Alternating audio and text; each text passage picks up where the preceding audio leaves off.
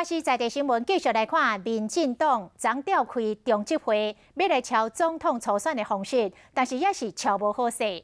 赖清德随后来到中央党部，提出赢的策略。伊讲，这个蔡英文的民调若赢韩国瑜，伊就提一就让，会全力支持蔡总统竞选连任。但是，若是伊赢韩国瑜，嘛要全力甲支持选总统。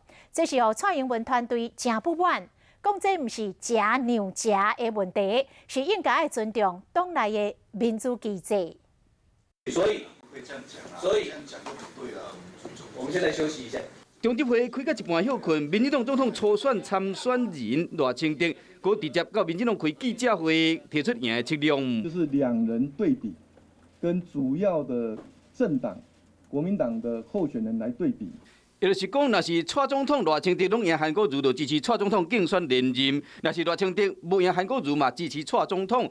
过来就是，若是赖清德赢韩国瑜，韩国瑜又搁赢蔡总统，那呢都要支持赖清德出马。民调无纳入国民党进行比对。只有一个排列组合，他才恳求党内的同志他支持他。不过，蔡总统的初选团队不满认为讲应该尊重党内民主机制，不是什么人让什么人。会后的提案也不正是改变规则吗？这款的中执会过程，和真济看直播的人感觉意外，连党内拢有人用政变来形容。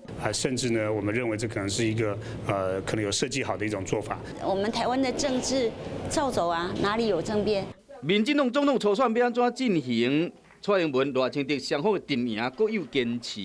另外，手机民调比例要占偌济？后礼拜三会阁举行中执会，继续开会讨论。